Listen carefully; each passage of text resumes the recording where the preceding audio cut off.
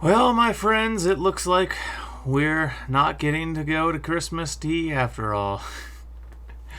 Why are they always canceling Christmas tea? Why are the presents always taken? Why, Grinch? Why?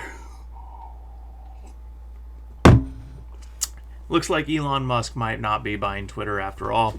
And I have to say, I am one very unhappy camper. I was really hoping that this was going to go through for a multitude of reasons, but we'll get into those after we glance over this article right here. I do want to make you aware that there is another write-up over at the Daily Mail. This is a much more extensive write-up. However, this site is riddled with ads, and so we know for a fact that they just do a more extensive write-up, so you spend longer on the site so they can report more read time to the people they sell ad space to. So I would recommend coming over to the Daily Wire for brevity's sake. Elon Musk fires off letter citing further evidence as to why Twitter merger is over. So for those of you who don't know, he'd sent a previous letter trying to terminate the merger, and since that one former Twitter exec has come out talking about some of the shall we say, less than savory business practices and internal goings-ons at Twitter, Musk has sent another letter redoubling his legal argument for why he should be let out of the deal. I'm going to keep this short and sweet because you can come read the article for yourself, and I encourage you to. Don't just take my word for things. But some highlights from this article. The Zatco complaints allege far-reaching misconduct at Twitter, all of which was disclosed to Twitter's directors and senior executives, including Parag Agrawal, I hope I'm saying that right, if I'm not, I don't really care, that is likely to have severe consequences for Twitter's business, Musk's attorneys wrote.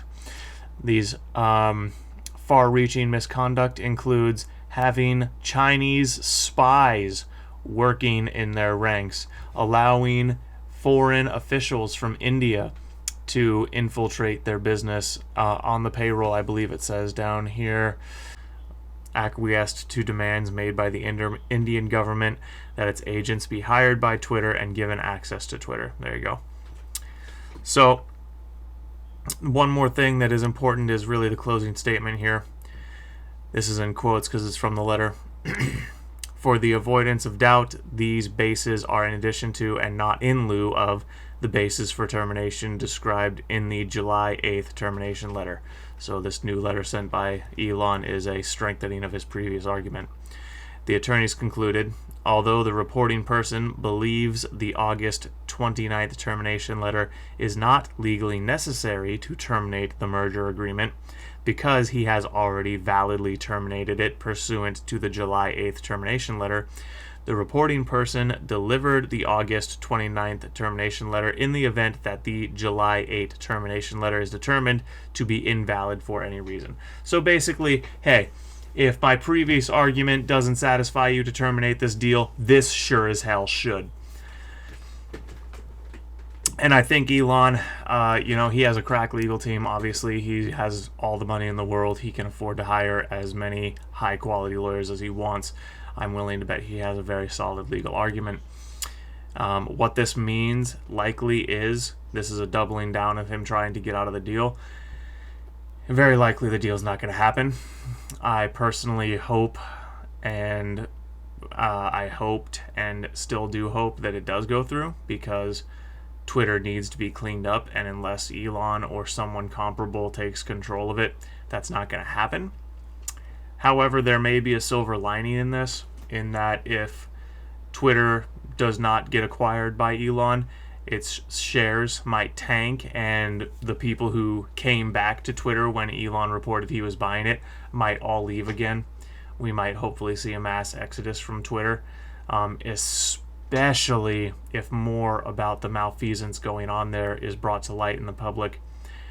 Personally, I think the best case scenario is that Twitter tries to force the deal and this goes to discovery in court.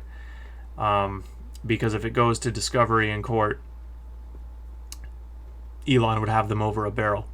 all the dirty laundry would come out to light, and Elon would pretty much have his, he could buy it for $10 a share, or he could break the deal, whichever he wanted to do at that point, because he would have all the cards.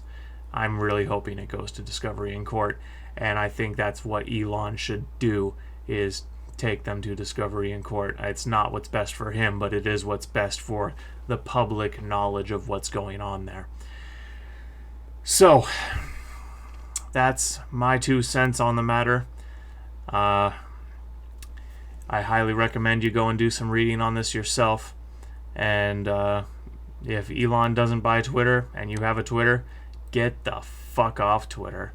It's nothing but bots and foreign officials, and they're selling your data to foreign officials. So, all right. Until the next one, welcome to the adventure.